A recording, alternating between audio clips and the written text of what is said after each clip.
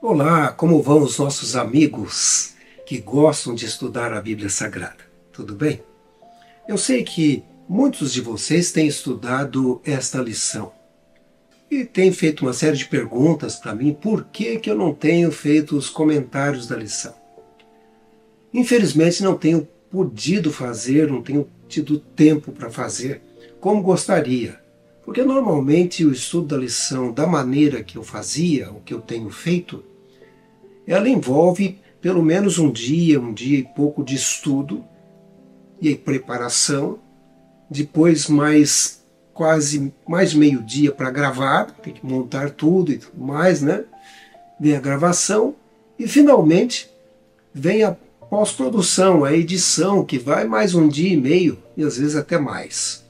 E eu não tenho tido esse tempo, pelo menos na atualidade, espero em breve poder retomar as gravações. Agora, deixe-me dizer uma coisa para vocês. Enquanto isso, eu descobri que a 3ABN, ou a TV Três Anjos, ela tem justamente feito esse comentário. Sempre fazia em inglês, né, e também em espanhol, e agora eles estão fazendo a dublagem para o português, e eu decidi então postar para vocês as lições comentadas pela equipe da 3ABN, da TV Três Anjos dos Estados Unidos. Uma TV que surgiu por um milagre de Deus e se mantém por um milagre divino. Se você um dia ouvir a história de como tudo isso começou, você fica impressionado. Que Deus abençoe vocês. Fique então, por enquanto, com o comentário da equipe da TV Três Anjos, a 3ABN.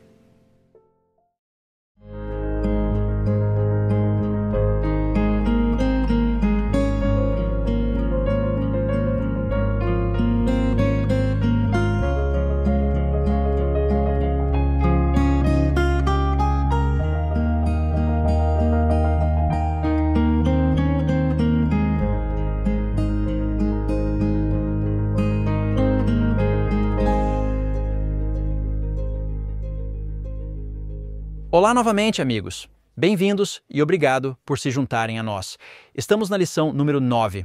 Estamos estudando o conflito cósmico. Tem sido uma jornada incrível buscar entender o problema entre o bem e o mal. E hoje estamos realmente focando no que chamamos de o grande conflito entre o bem e o mal. Se você gostaria de obter uma cópia das nossas notas, pode fazer isso acessando 3abnsabbathschoolpanel.com. Assim que você se inscrever para essas notas, não só receberá nossas notas esta semana, mas também as receberá todas as semanas. Além disso, você vai receber notas extras, porque muitas vezes não temos tempo suficiente para cobrir tudo o que queremos na nossa lição, todas as nossas notas, mas nós as enviaremos para você de qualquer maneira. Assim você terá muitas notas. E se você é um professor da escola sabatina, tenho certeza de que vai apreciar isso. Antes de começarmos, deixe-me apresentar o painel. Depois faremos uma oração. À minha esquerda imediata está minha irmã em Cristo, Shelley Quinn. É uma bênção estar aqui. E o motivo pelo qual não conseguimos abordar todas as nossas anotações depende da rapidez com que falamos e do que inserimos. Eu tenho a lição de segunda-feira e é a origem da controvérsia na Terra. Tudo bem? E à sua esquerda imediata, meu irmão em Cristo, Daniel Perim. É muito bom estar aqui. Eu tenho a lição de terça-feira, a origem do conflito no céu. Certo, e à sua esquerda imediata, meu irmão em Cristo, pastor John Lomakang. Minha lição é sobre o foco da origem do conflito, intitulada Se Você Me Adorar. Certo, e concluindo nosso painel está a minha irmã em Cristo, Jill Morricone. Muito obrigado, pastor James. Na quinta-feira, analisamos a natureza do conflito cósmico. Irmã Jill, você gostaria de fazer uma oração por nós? Claro. Pai Santo, viemos diante de Ti em nome de Jesus. Ao abrirmos a Tua palavra, pedimos que envies o Teu Espírito Santo para abrir nossas mentes, corações e compreensão. Ao olharmos para esta batalha entre o bem e o mal e escolhermos de que lado queremos estar, agradecemos pelo que vais fazer no nome precioso e santo de Jesus. Amém. Amém. Amém. Então, abrimos nossa lição do sábado olhando apenas alguns de nossos versos para memorizar ou algumas de nossas leituras das Escrituras. Vamos olhar em Mateus 13, de 24 a 27. Vou cobrir esses versículos com vocês, e então Gênesis 1, 31, Ezequiel 28, de 12 a 19, Isaías 14, de 12 a 15 e Mateus 4, de 1 a 11, assim como João 8, 44 e 45. Agora, o nosso verso para memorizar encontra-se em Gênesis 3, versículo 15. Aqui está o que ele diz. Porém inimizade entre ti e a mulher, entre a tua descendência e o seu descendente. Este te ferirá a cabeça, e tu lhe ferirás o calcanhar. Esta é a primeira promessa da Bíblia. E é importante, sabe, central para a teologia bíblica é o grande conflito entre Cristo e Satanás. E a ideia de um conflito cósmico entre Deus e criaturas celestiais que caíram e se rebelaram contra Deus é um tema proeminente das Escrituras. E nós lemos sobre isso em Mateus 13 e Apocalipse 12, 7 a 10. E também está muito presente na tradição cristã. Há muitos cristãos que ou rejeitaram ou negligenciaram essa ideia inteira. Agora, de uma perspectiva bíblica, contudo, o tema de um conflito cósmico continua dizendo que o reino de Deus é contrariado pelo diabo e seus anjos. Não é algo que possamos negligenciar sem perder muito do que as narrativas bíblicas abordam. Os evangelhos sozinhos estão cheios de referências ao diabo e demônios que se opõem a Deus. Para começar esta semana, vamos abordar como as duas perguntas seguintes podem ser respondidas de acordo com algumas passagens bíblicas cruciais. Pergunta número 1. Onde a Escritura ensina que há um conflito cósmico entre Deus e Satanás? Pergunta número 2. De acordo com as Escrituras, qual é a natureza do conflito? Essa é nossa introdução e lição de sábado. Vamos agora para a lição de domingo, que é intitulada Um inimigo fez isso.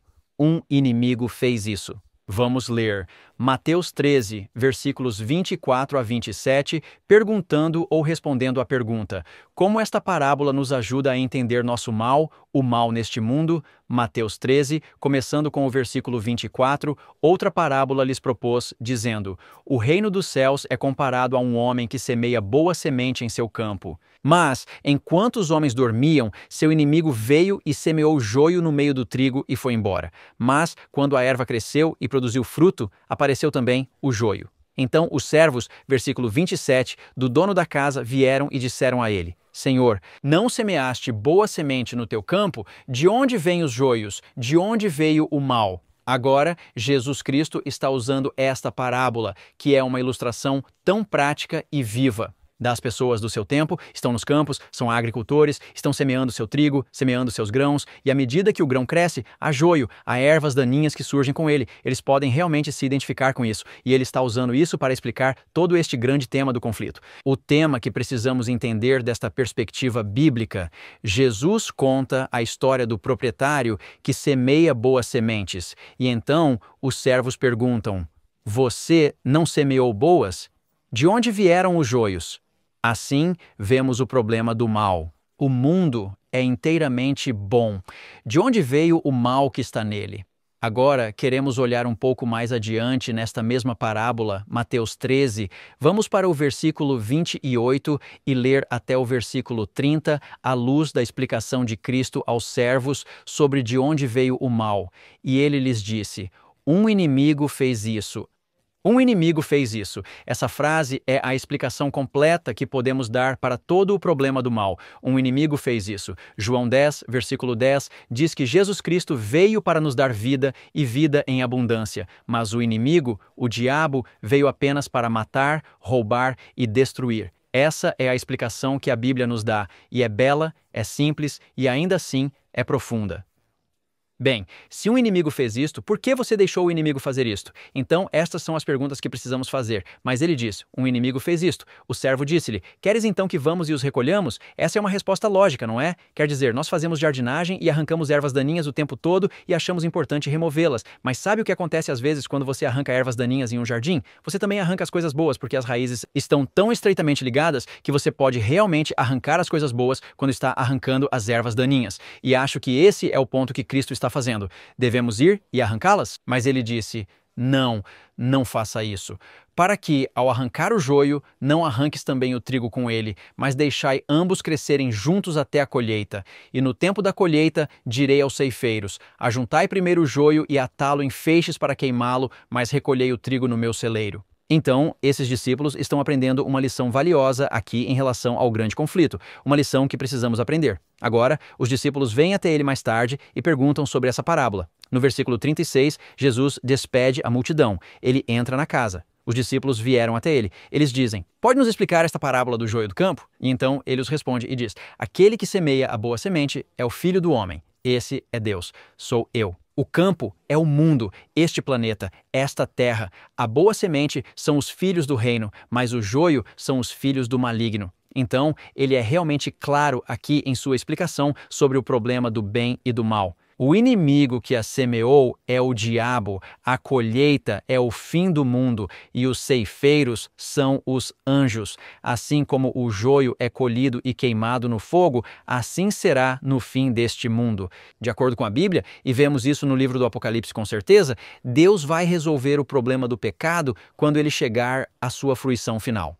Vemos que, em Apocalipse capítulo 14, temos as mensagens dos 3 anjos. O Evangelho Eterno é de onde tiramos nosso nome para 3 Anjos Broadcasting Network. E no contexto dessas mensagens dos 3 anjos, temos uma colheita. E a colheita produz o bom e o mal. Apocalipse capítulo 14. Quando você vai aos versículos 14 em diante, você vê a colheita desses 2 grupos, a mesma coisa que Cristo falou aqui em Mateus capítulo 13. Então, como isso lança luz sobre a natureza do conflito cósmico? Bem, o mestre responde aos seus servos, um inimigo fez isso. Versículo 28. Jesus mais tarde identifica aquele que semeia a boa semente como o Filho do homem. Esse é o próprio Jesus. E então ele explica que o campo é o mundo e o inimigo que semeou o joio é o diabo. E então ele explicitamente descreve esse conflito entre Cristo e Satanás. Há um conflito acontecendo entre o bem e o mal. Plantio de sementes boas e ruins, trigo e joio. Há um conflito ocorrendo entre o que é certo e o que é errado. Há maldade neste mundo e a maldade é resultado do inimigo, o diabo que se opõe ao mestre. O inimigo fez isso. Então, essa resposta, no entanto, provoca uma pergunta seguinte, e essa é a pergunta seguinte que abordamos há poucos minutos. Não queres que vamos arrancá-los? Em outras palavras, por que não arrancar o mal imediatamente? Deus, por que deixas o pecado e o sofrimento reinarem nesta terra? Por que deixas as pessoas sofrerem? Por que tudo isso? E o mestre responde: para que, ao colheres o joio, não arranques também o trigo com ele? Deixa ambos crescerem juntos. Agora, eu amo isso em relação ao livro de Jó. Você sabe, Jó fez as mesmas perguntas a Deus. Por que todo esse pecado e sofrimento e por que tudo isso está acontecendo? E Deus volta para Jó e lhe faz uma pergunta. É realmente poderoso quando você olha para isso. Está em Jó, capítulo 40, começando aqui no versículo 6. Então o Senhor respondeu a Jó do redemoinho e disse, versículo 7. Aperte agora o seu cinto como um homem. Coloque o cinto, aperte o cinto, certo? Vou exigir de você e você me declarará. Você também vai anular meu julgamento? Em outras palavras, Jó, você vai cancelar a forma como eu tenho operado no mundo? A maneira que tenho julgado a situação e o que tenho feito. Você vai me condenar para que possa ser justo? Você vai dizer que, bem, se Deus permite toda essa maldade, é injusto, é errado, Deus não está fazendo o que deveria fazer para que você possa parecer justo? Esta é a pergunta que Deus está fazendo a Jó. E ele diz, verso 9, você tem um braço como eu, pode trovejar com uma voz como eu, como ele, como Deus. Verso 10, reveste-te agora de majestade e excelência, decora-te com glória e beleza. E, aqui está, espalha a fúria da tua ira e vê todos os que são orgulhosos e humilha-os. Olha para todos os que são orgulhosos e traz-os para baixo. Esmaga os ímpios no seu lugar. Certo, Jó? Se eu te desse todo o poder, se tivesses o poder do soberano do universo, se fosses o próprio Deus, o que farias? Apenas destruías os ímpios? Apenas os esmagarias? Tiraria-os do mundo, certo? Você retiraria todo o joio e toda a maldade que há no mundo de uma vez? E então ele continua a dizer isto. Esconda-os juntos no pó e cubra seus rostos em segredo. E então, o verso 14, confessarei a ti que tua própria mão direita pode te salvar. Em outras palavras, Jó, onde você vai parar? Onde você vai parar? Se você eliminar todos os ímpios, se destruir todos os malvados, com quem você para? Quero dizer, não há ninguém bom nesta terra, nenhum, certo? Então, você vai conseguir se salvar? Então, Deus está dizendo, estou lidando com o mal, estou lidando com o pecado, estou lidando com a maldade, com um julgamento e uma sabedoria que estão além da sua compreensão. Essa é a mensagem completa nestes últimos capítulos, Jó. Está além da sua compreensão. E você sabe, desde a fundação do mundo, eu entendi isso. Você estava no meu coração desde a fundação do mundo. Eu estabeleci um plano em Jesus Cristo para salvá-lo desde a fundação do mundo. Entenda isso, Jó, e confia em mim. Confia em mim. eu vou cuidar desse problema. Vai ser difícil. É difícil para você, mas eu vou cuidar disso e vai dar certo. Então, alguns dos perigos que enfrentamos ao tentar arrancar o joio do trigo agora é que não podemos ler os corações. Jó não podia ler os corações. Não sabemos quem é bom e quem é mau. Não sabemos quem pode ser salvo e quem não pode ser salvo. Veja a história de Nabucodonosor. Aquele homem vai estar no céu. Ele tem seu próprio testemunho no capítulo 4 de Daniel. E ainda há tempo para a mudança. As pessoas ainda podem mudar. E há espectadores que são impactados pelas ações que tomamos contra o mal. Então, precisamos deixar tudo isso com Deus. Oh, eu gosto disso. Onde pararíamos se estivéssemos tentando destruir o mal agora? Meu nome é Shelley Quinn. Eu tenho a lição de segunda-feira, a origem do conflito na Terra. É interessante. Deus orientou Moisés a escrever 2 relatos separados da criação. Encontramos o primeiro relato em Gênesis 1, onde Deus se revelou como Elohim, o Deus eterno, autoexistente, que criou tudo a partir do nada e existe acima e fora de sua criação. Essa é a transcendência de Deus. Agora, o segundo relato está em Gênesis capítulo 2. E mesmo que isso esteja repetindo a narrativa da criação, é muito interessante porque Deus se revela por seu nome de aliança, Yahweh. Ele é o Deus amoroso, próximo e pessoal, Jeová, Yahweh, que existe em todos os lugares, dentro de sua criação. Essa é a imanência de Deus. Na conclusão do primeiro relato, em Gênesis capítulo 1, versículo 31, Deus viu tudo o que havia feito e de fato era muito bom. Assim, a noite e a manhã. Estamos no 6º dia. Tudo bem. Deus acabou de dizer, está tudo muito bom. Não há indício de mal na criação. Como o mal entrou na experiência humana? Se Deus criou o mundo, completamente bom. Como o mal surgiu na terra? No Éden, entre as muitas árvores bonitas que Deus plantou para eles, ele colocou 2 no centro do jardim. Havia a árvore da vida e a árvore do conhecimento do bem e do mal. Agora, isso é interessante. Isso significa que o conceito de mal existia em algum lugar. Deus avisou Adão e Eva para evitarem comer da árvore do conhecimento do bem e do mal. Ele claramente, em Gênesis capítulo 2, versículos 16 e 17, lhes deixa saber que, se comerem daquele fruto, morrerão. Esta era a única proibição do Senhor. Você percebe que Deus coloca limites em nós para nosso próprio benefício? Então, Adão e Eva eles poderiam exercer seu livre-arbítrio, eles poderiam comer de qualquer uma, mas se evitassem o fruto daquela árvore proibida, poderiam continuar a vida no paraíso.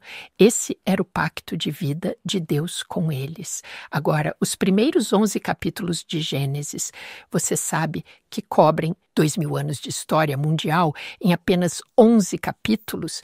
Então, quando chegamos a Gênesis 3, não sabemos quanto tempo Adão e Eva estiveram no jardim. A história apenas passa rapidamente pelo início da vida no jardim, avançando rapidamente para o dia em que Eva encontra uma serpente na árvore proibida. Agora, você sabe de uma coisa? Ela estava acostumada com essa criatura. Ela não ficou assustada. Porque a serpente, Deus não criou a serpente na forma similar a uma cobra que pensamos hoje. Não foi até Deus colocar uma maldição em Gênesis capítulo 3, versículo 14, sobre a serpente, que então ela teve que rastejar sobre o ventre durante o restante de sua existência. Mas o que ela não percebeu é que a serpente havia sido possuída por Satanás. Satanás estava usando a serpente como um meio e Satanás estava se disfarçando como um anjo de luz. Então aqui, refletindo a beleza deslumbrante com a qual Satanás foi criado, está esta serpente na árvore e isso captura a atenção dela. Então ele fala com um charme tranquilizador. Sua curiosidade foi despertada. O quê? Uma serpente falante? Então, sem Adão ao seu lado, Eva estava vulnerável à sedução de Satanás. Você sabe, Apocalipse 12:9 nos diz que a serpente, o grande dragão, a serpente de antigamente, é chamada de diabo e Satanás, que engana o mundo inteiro. O grande enganador sabia o que Deus havia avisado ao casal, mas ele sutilmente distorceu e deturpou a palavra de Deus. Esse é o seu modo de operar. Ele tentou iniciar uma conversa com ela. Gênesis capítulo 3, versículo 1, ele começa de maneira astuta. A serpente pergunta a Eva: Deus realmente disse que vocês não podem comer de toda a árvore do jardim? Agora a serpente está usando uma pergunta para lançar dúvidas sobre o mandamento de Deus. E adivinhe só, Eva defende entusiasmadamente a liberdade, a grande liberdade que Deus deu. Não, ele nos disse que de tudo há apenas esta única árvore da qual não podemos comer, porque ele nos avisou que se o fizéssemos, traria a morte. E então, este foi o erro dela. Ela entrou em uma conversa com o diabo. Não entre em uma conversa com o diabo. Isso o encorajou. E o que ele faz? Ele vem em Gênesis 3, 4. Agora ele vai contradizer diretamente a palavra de Deus. A grande mentira de Satanás. Ele diz: você certamente não morrerá. Então ele a persuadiu a comer. Ele afirmou que ela se tornaria como Deus e Eva foi enganada. Ela comeu essa fruta, pensando que era a coisa certa a fazer. É disso que se trata o engano, não é? Ouça esta citação da nossa lição. Aqui e em outros lugares das Escrituras, a natureza deste conflito é principalmente sobre o que e quem acreditar, o que está integralmente relacionado ao amor. E isso porque suas crenças sobre alguém, o que você pensa sobre essa pessoa, se ela pode ser confiável, isso impactará profundamente se você irá amar e confiar nessa pessoa. E neste caso, ouça o que a pessoa lhe diz. Então, Eva foi procurar por Adão. Ele está trabalhando ali perto no jardim. Ela compartilha da guloseima saborosa. E o apóstolo Paulo explica uma clara diferença entre Eva e seu engano. E a reação de Adão em 1 Timóteo 2,14, Paulo nos diz claramente que Adão não foi enganado. Mas a mulher, continuando Paulo, foi enganada e caiu em transgressão. Então, o pecado dela foi involuntário, ainda assim foi pecado, foi sem intenção. O dele não foi. Ele sabia que era fruto proibido e não sabemos ao certo por quê, mas ele tomou uma decisão consciente de declarar sua independência de Deus através de uma transgressão voluntária. E aqui está o que eu amo. O que vemos imediatamente, Deus aparece, como sempre faz, para buscar e salvar os perdidos. Em Gênesis capítulo 3, versículo 15, ele desce para salvar esses pecadores culpados e está falando com eles. A serpente, em Gênesis capítulo 3, versículo 15, ele diz àquele velho diabo, ele disse: eu porei inimizade entre você e a mulher, entre a sua descendência e a descendência dela. Ele ferirá a sua cabeça, você ferirá o calcanhar dele. E esta é a primeira menção do Evangelho na Bíblia. Assim que o pecado entrou e penetrou na esfera da justiça de Deus, então o Senhor revela seu pacto eterno e descreve em menos de 30 palavras o fim do grande conflito. Eu adoro isso. Esta é a guerra que começou no céu entre Satanás e Deus, entre o bem e o mal. Jesus é a semente da mulher. É o que Paulo nos diz em Gálatas 3,16. A semente da serpente é a descendência de Satanás. Muitas pessoas dirão sobre todos os filhos de Deus que não é de acordo com as Escrituras. 1 João 3,10 descreve aqueles que são filhos do diabo e eles são identificados por sua recusa em praticar a justiça. justiça. Então, sim, a serpente feriu o calcanhar de Cristo. Vemos isso na crucificação. Mas Jesus deu a Satanás um golpe final na cruz. Ele triunfou sobre Satanás, destruindo seu poder sobre a morte. Apocalipse 25, 20. Apocalipse 20, versículo 5, descreve a primeira ressurreição dos justos. E o versículo 6 diz que a segunda morte não tem poder sobre aqueles que ressuscitam na primeira ressurreição. Eu amo o que Paulo diz em 1 Coríntios capítulo 15 e encontramos nos versículos 53 a 55, que quando Jesus Cristo retorna para ressuscitar aquelas pessoas justas na primeira ressurreição, ele lhes dá o dom da imortalidade e então a morte será tragada pela vitória. Mesmo que haja um grande conflito, James, temos uma grande esperança. Amém. Que esboço cativante deste grande conflito entre o bem e o mal, ponto por ponto, esclareceu tudo. Muito obrigado, Shelley. Não vá embora. Vamos ter um momento de missão e já voltamos. Olá, me chamo Greg Morricone. Estou muito feliz que você se juntou a mim para o momento de missão da 3ABN. Meg foi criada na fé católica romana. Ela frequentou uma escola católica e participou das aulas de catecismo. No entanto, tudo o que ela lembra de ter aprendido era sobre um Deus que castigava. Então, quando ela teve idade suficiente para dirigir, nunca mais voltou à igreja até anos depois. Um dia, os amigos de Meg convidaram-na para ir à igreja deles, e ela gostou muito dos serviços. Enquanto isso, ela estava ouvindo Loni Melachenko e a transmissão da Voz da Profecia no rádio enquanto ia para o trabalho. Eles ofereciam seus guias de estudo bíblico Descubra e ela se inscreveu. Cada vez que completava uma lição e enviava, ela a recebia de volta, corrigida, com uma nota de incentivo e um novo guia de estudo bíblico. À medida que aprendia mais verdades, parecia que ouvia menos verdade na igreja a cada domingo. E quanto mais Meg tentava compartilhar o que estava aprendendo, mais lhe diziam que ela estava errada e que deveria simplesmente ficar calada. Finalmente, tomada pela tristeza e frustração, Meg parou de frequentar a igreja e implorou a Deus que revelasse mais verdade a ela. Como sabemos, Deus está esperando que perguntemos, e não vejo a hora de contar como ele respondeu a Meg da próxima vez no Momento de Missão 3ABN. Que Deus te abençoe de uma maneira especial hoje. Amém. E bem-vindos de volta. Espero que tenham gostado desse momento da missão. Vamos passar para a lição de terça-feira. Meu nome é Daniel Perim e acabamos de ouvir sobre a origem do conflito na Terra, porque é o primeiro lugar onde o vemos, mas algo aconteceu antes do conflito chegar à Terra. E é a origem do conflito no céu, que é o título de terça-feira. Agora, há muito para resumir em 10 minutos e não vamos cobrir tudo, mas vamos chegar lá. Há 2 textos nos profetas do Antigo Testamento que nos dão um vislumbre do céu antes da criação da terra, mostrando algo importante que aconteceu lá.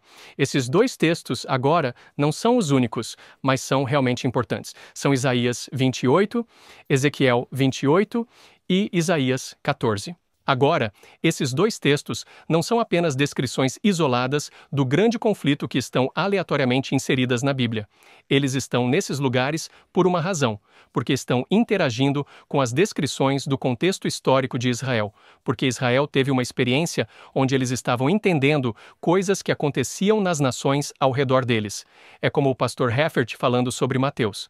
E assim, Jesus pinta para eles um quadro do grande conflito no que eles entenderam. E Israel entendeu o que estava acontecendo com as nações ao seu redor. E Deus, através dos profetas, pinta para eles, nesse contexto, um quadro do que aconteceu no céu. E Deus fez isso por 2 razões. Primeiro é que, quando Deus profetizou o destino das nações ao redor de Israel, quando essas profecias se realizaram, ligada a essas profecias estava a história do grande conflito.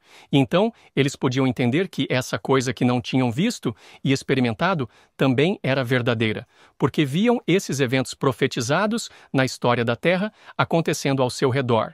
Em segundo lugar, as nações ao redor de Israel fornecem uma ilustração viva do grande conflito. Quando olhavam para a nação de Amon, Edom, Moabe, Egito, Babilônia e Tiro, eles viam uma ilustração viva do princípio de rebelião que aconteceu no céu. Agora, isso é a mesma coisa que pode acontecer conosco. Você e eu podemos passar por nossas vidas e, se estivermos olhando para os princípios na palavra de Deus, Deus nos revelará no contexto de nossas situações, em nossa casa, em nossa vida, no nosso local de trabalho. Podemos ver o grande conflito se desenrolando aqui e posso ver ilustrado o que aconteceu no céu. Então vamos olhar para Ezequiel 28. Esta é uma seção que apresenta julgamentos contra os inimigos de Deus. No meio desta seção, do capítulo 26 ao 28, há uma mensagem contra o reino de Tiro. E o versículo 2 diz o seguinte: agora estamos falando sobre o rei de Tiro. Diz o seguinte: assim diz o Senhor Deus, porque o seu coração se elevou e você diz, eu sou um Deus, sento-me no trono dos deuses no meio dos mares. Mas você é um homem e não um Deus, embora tenha colocado o seu coração como o coração de Deus. E vemos a mesma coisa repetida no versículo 6. Então, temos o contexto de que este rei estava reivindicando divindade, colocando-se no lugar de Deus. E agora o cenário está pronto para vermos o que aconteceu no céu. Então, essa mensagem agora vai tomar um rumo que vai deixar claro que Deus não está mais falando, através de Ezequiel, sobre o governante de carne e osso do rei de Tiro. Vamos chegar ao versículo 11. O versículo 11 começa com a palavra além disso. Em outras palavras, estamos adicionando mais aqui. Estamos indo além da simples descrição nacional. Chegue ao versículo 12. Filho do homem, levanta uma lamentação sobre o rei de Tiro e dize-lhe, assim diz o Senhor Deus, você era o selo da perfeição, cheio de sabedoria e perfeito em beleza. Isso não parece que estamos falando de uma pessoa a mais. Estavas no Éden, o jardim de Deus. Este não é o Éden na terra. O próximo verso vai deixar claro que este é o santo monte de Deus. Estamos olhando para o céu agora. Cada pedra preciosa era a sua cobertura. O sardônio, topázio e diamante, berilo, ônix e jaspe, safira, turquesa e esmeralda com ouro. A obra dos seus tambores e flautas foi preparada para você no dia em que foi criado, na presença de Deus agora. E então o versículo 14 diz, você era o querubim ungido que cobre. Bem, isso significa algo. Leva o povo de Israel de volta ao Êxodo 25, onde há as instruções para a construção do tabernáculo. E havia instruções para a Arca da Aliança, a própria presença de Deus entronizada entre eles, e deveriam haver 2 querubins, 2 anjos cobrindo o propiciatório, onde a presença de Deus repousava. E agora, suas mentes se voltam para o fato de que esses não são os anjos físicos da Arca da Aliança. Existem anjos no céu de pé, na própria presença de Deus. Diz que você andava para lá e para cá, no meio das pedras de fogo. E o que aconteceu com este anjo? O versículo 15 é o centro de toda essa descrição. Diz que você era perfeito em seus caminhos desde o dia em que foi criado. Nada falho, nada errado. Perfeito como Deus quis. Até que a iniquidade foi encontrada em você, não criada em você, não desejada por Deus em você.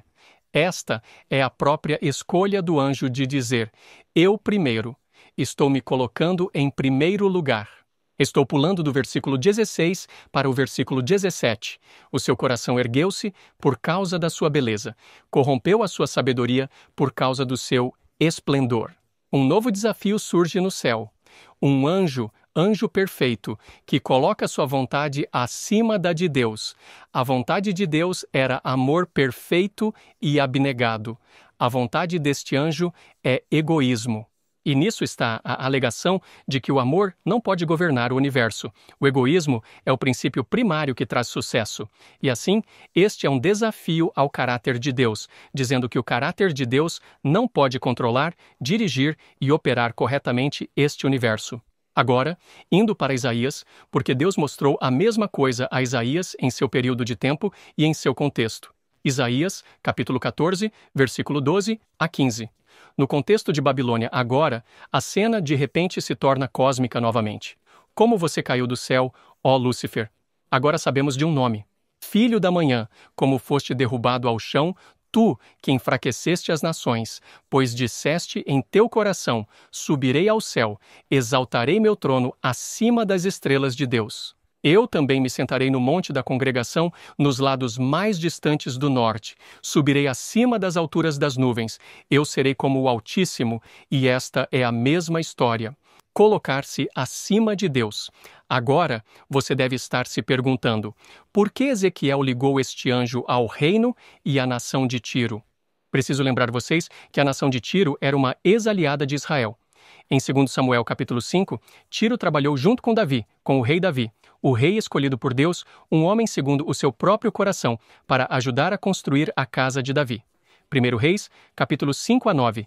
Para que Tiro forneceu materiais e trabalhadores para Israel? Para serem usados na construção do santuário de Deus na terra, o modelo na terra, segundo o padrão do santuário de Deus no céu. E em 2 Crônicas, capítulo 2, versículos 11 e 12, o rei de Tiro fala de Yahweh e abençoa o Deus de Israel. Então, por que Tiro é destacado aqui como esta ilustração de Lúcifer? É porque, historicamente, a nação de Tiro recebeu, aceitou e reconheceu uma luz especial sobre o caráter de Deus e depois a rejeitou. E assim, isso se torna uma ilustração de Lúcifer, que esteve na própria presença de Deus, tendo plena luz sobre seu caráter e se afastou disso. Tiro foi uma ilustração terrena para Israel e agora também para nós do grande conflito, estando na presença de Deus e desviando-se. E assim, Tiro ilustra a nível nacional o que Lúcifer fez a nível cósmico e o que agora também podemos escolher fazer a nível pessoal.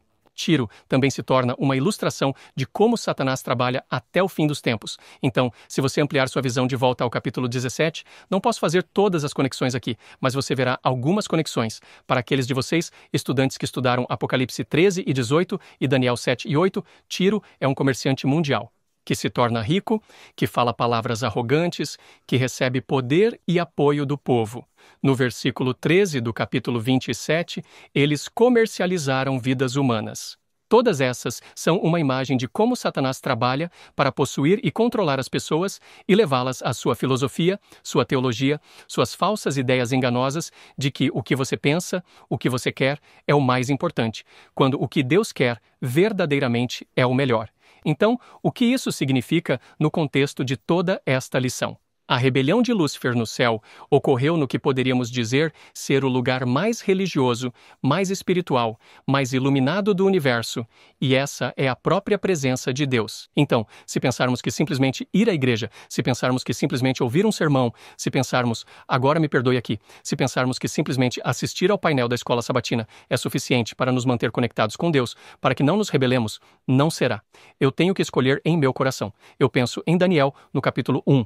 Ele decidiu em seu coração, pela graça de Deus. E isso é o que Lúcifer fez. Ele fez uma escolha. Isso é o que todo anjo no céu teve que fazer. E isso é o que você e eu estamos fazendo agora, fazendo uma escolha pela graça de Deus. Querido Pai no céu, oramos para que nos dê força e capacidade para fazer essa escolha por Ti, porque não podemos fazer isso sozinhos, só pela Sua graça. Lúcifer rejeitou isso, mas nós podemos fazer diferente. Amém. Amém. Obrigado, Dan. Você é maravilhoso.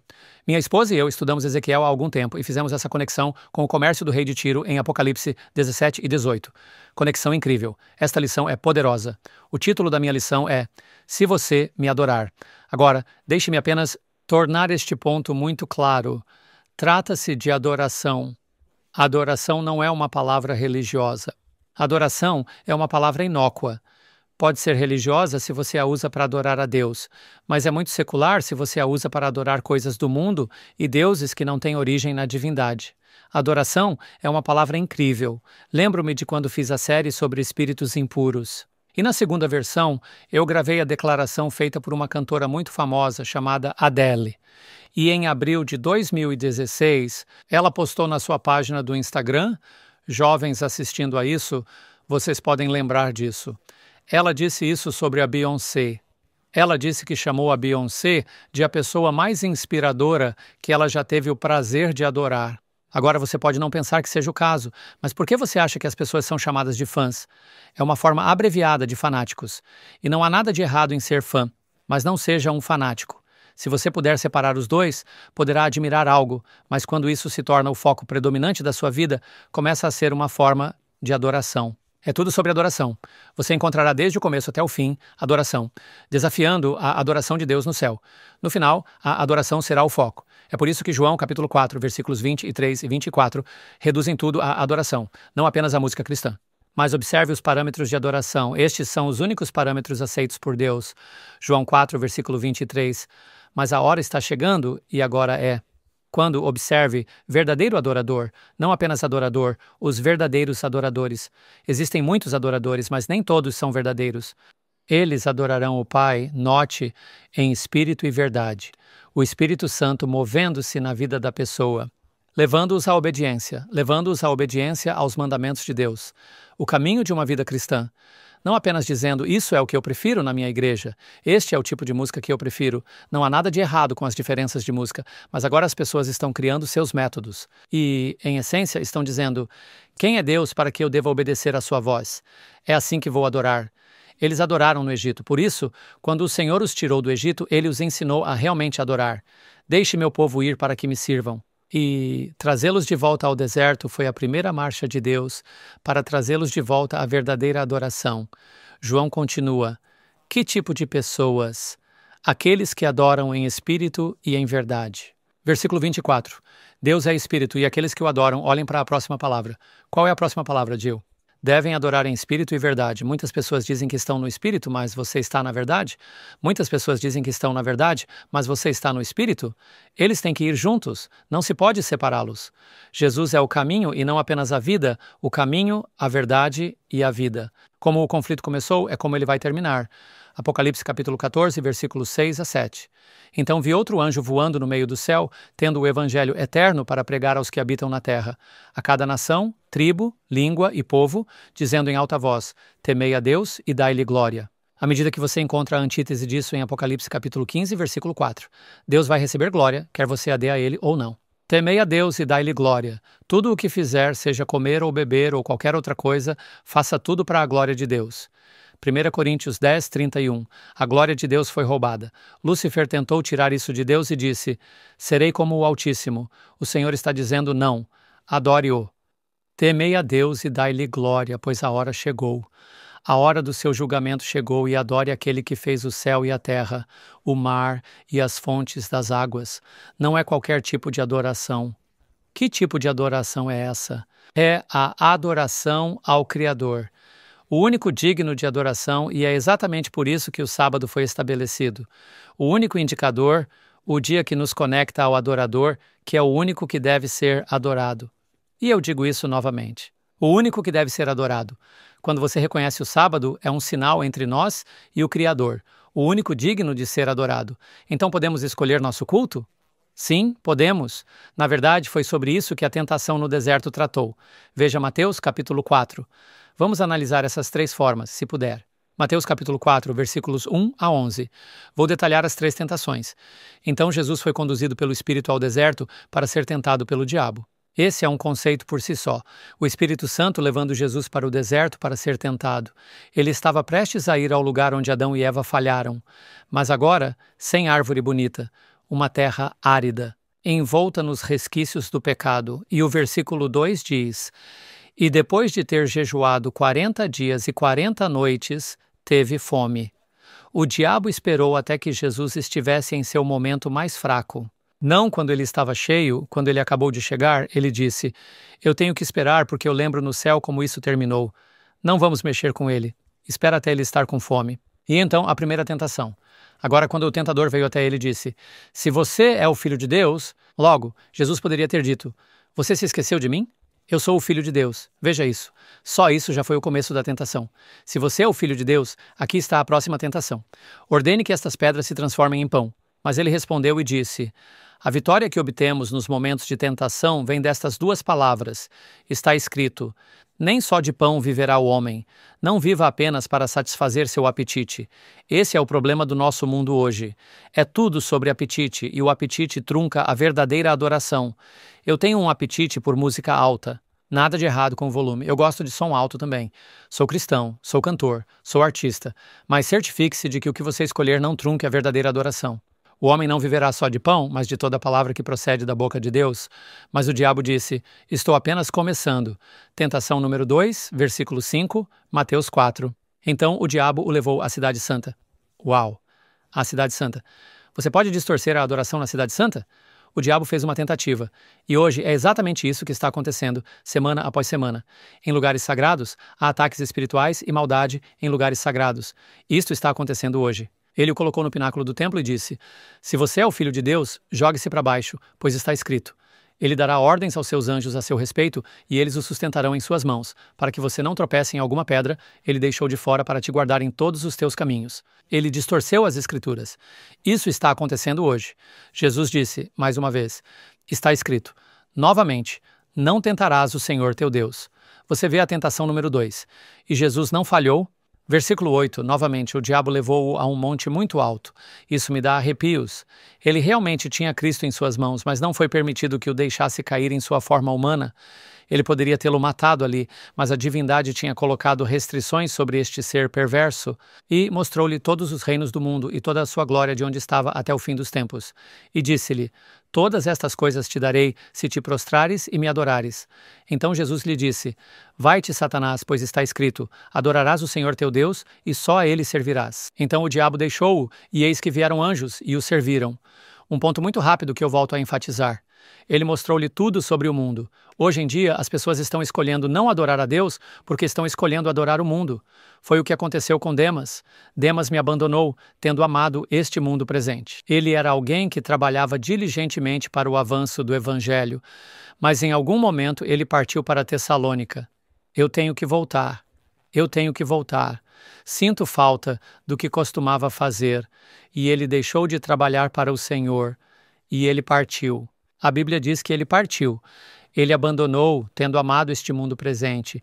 E então você pode ser um cristão hoje e pode estar dizendo, bem, eu realmente ainda não vivi. Eu conheço um homem que era um marido maravilhoso.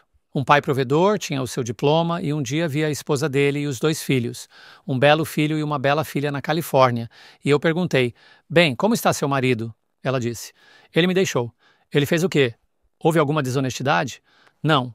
Ele apenas disse, a vida toda frequentei escolas adventistas. Fui cristão a vida toda. Nunca realmente aproveitei o mundo. E é a minha hora. Deixou a família. Ele abandonou o Senhor porque decidiu que a adoração a Deus não era suficiente e foi para o mundo.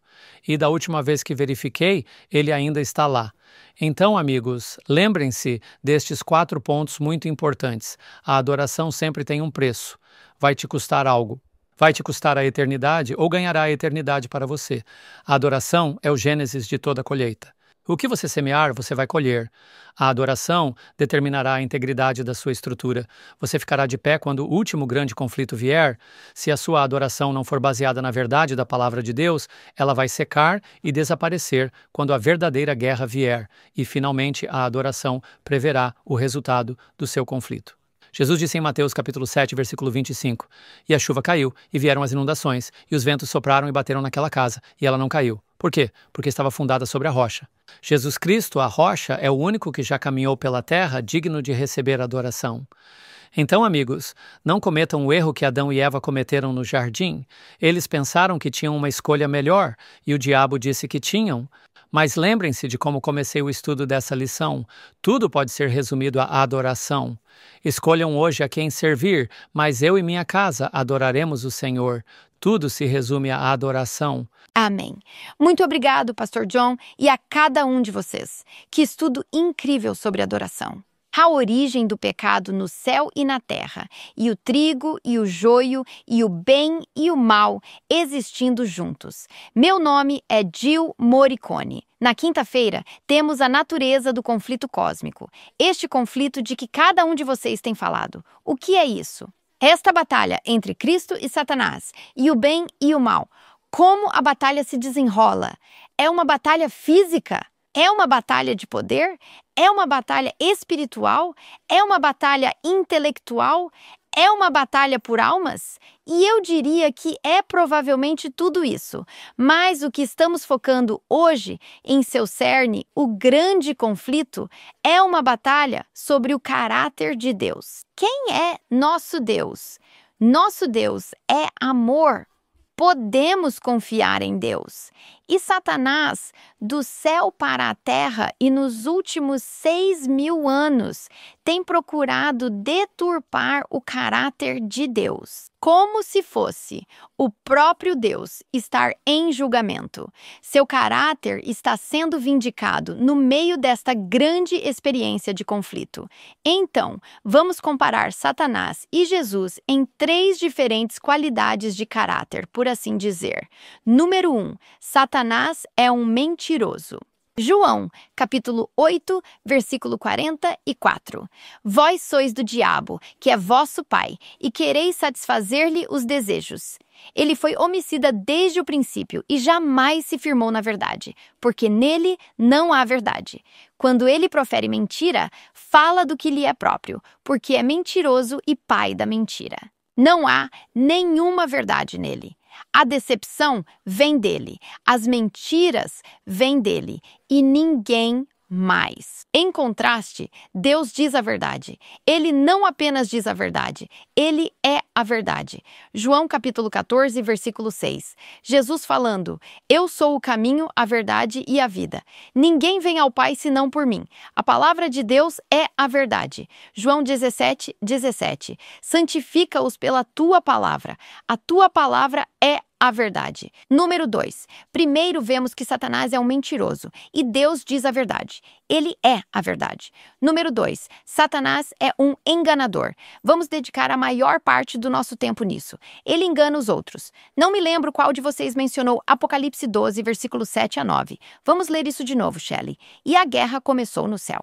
Miguel e os seus anjos pelejaram contra o dragão. Também pelejaram o dragão e seus anjos. Todavia, não prevaleceram. Nem mais se achou no céu o lugar deles. E foi expulso o grande dragão, a antiga serpente, que se chama Diabo e Satanás, o sedutor de todo o mundo, sim. Foi atirado para a terra, e com ele os seus anjos. Ele foi lançado à terra, e seus anjos foram expulsos com ele.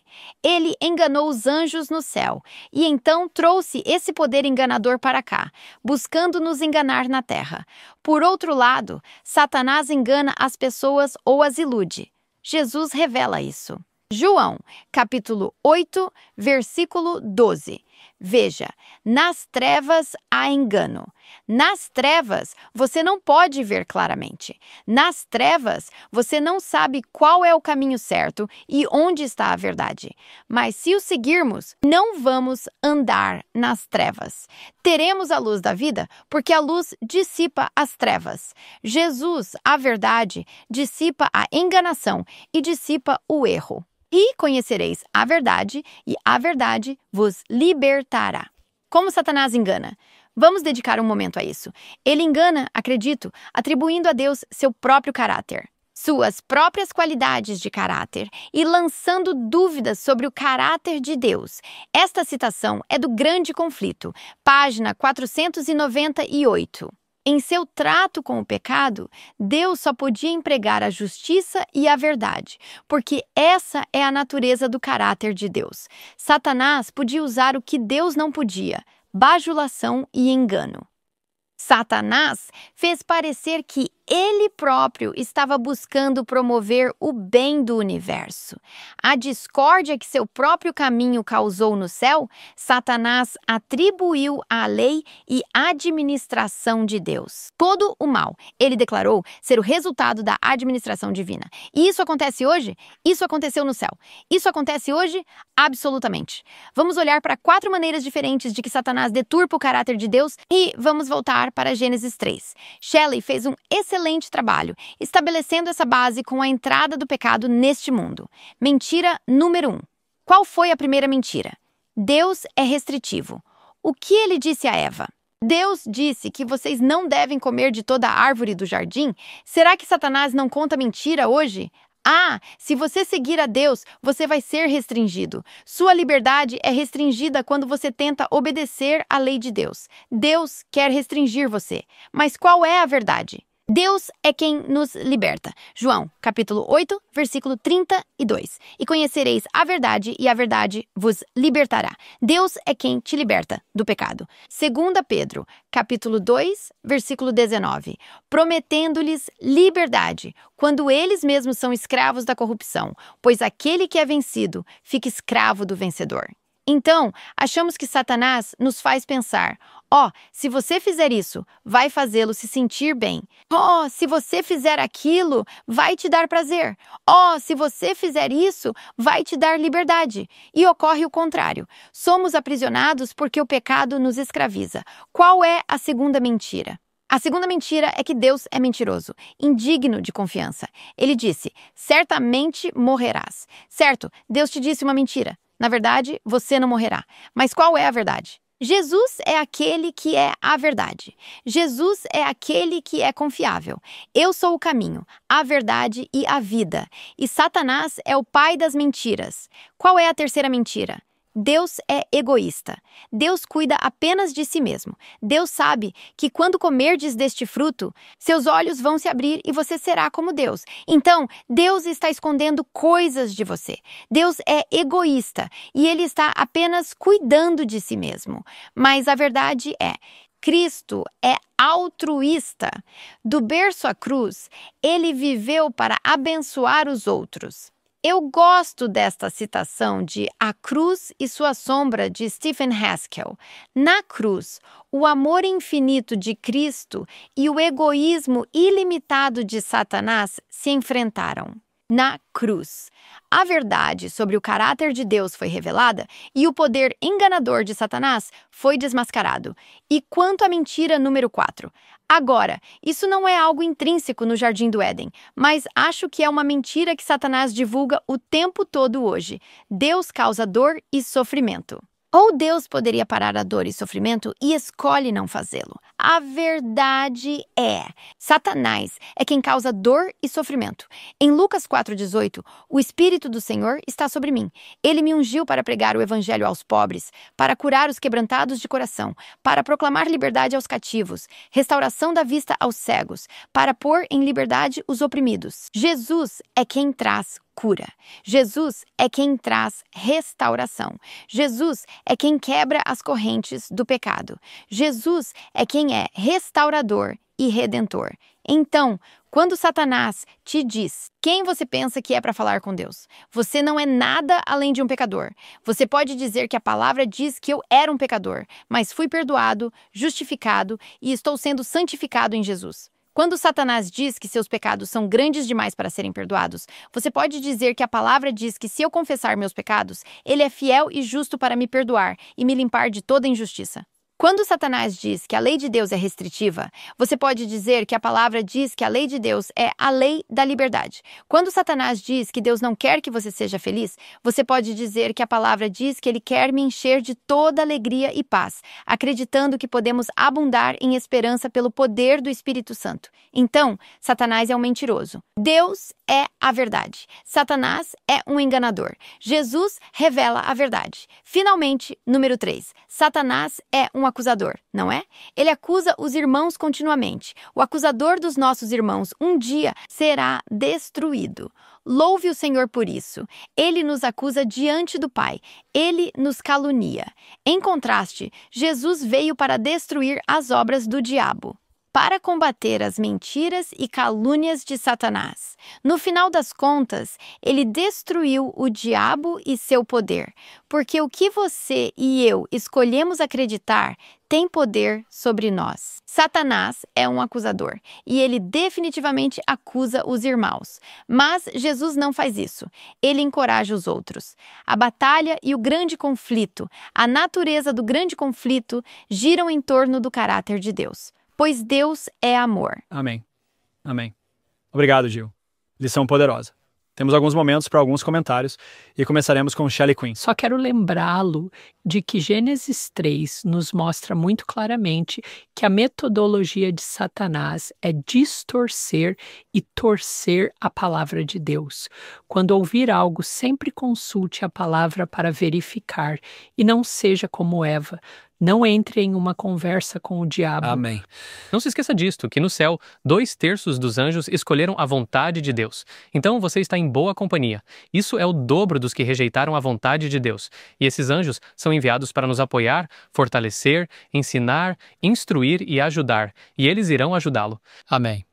A gênese da verdadeira adoração não é se você vai me adorar ou não, mas escolher adorar a Deus em espírito e em verdade. É isso que o Pai está buscando na sua vida. Amém. A natureza do conflito cósmico é toda sobre o caráter de Deus. E se de alguma forma você tem uma compreensão distorcida do caráter de Deus, se Satanás entrou na sua mente quanto a isso, volte para a palavra de Deus. Abra essas promessas e descubra quem é o seu Deus. Amém. Amém. E lembrem-se, amigos, Jesus resumiu esse conflito cósmico, essa grande controvérsia entre o bem e o mal, com estas 4 palavras. Um inimigo fez isso. Isso não é de Deus. Isso é do nosso inimigo, Satanás, o diabo, o enganador. Queremos que vocês fiquem encorajados, pois na próxima semana daremos continuidade a esse tema. A lição da próxima semana é intitulada Regras do Conflito e será vital para nosso entendimento deste conflito cósmico. Vamos encerrar com uma palavra de oração. Pai Celestial, obrigado novamente por cada um de nossos telespectadores. Obrigado pela compreensão que nos deste sobre a lição deste trimestre e as percepções que recebemos esta semana. Obrigado por nos guiar através da Tua palavra. Obrigado por responder a tantas perguntas sobre este conflito. Pai, por favor, continua a guiar, dirigir e ensinar cada um de nós. Oramos em nome de Jesus. Amém.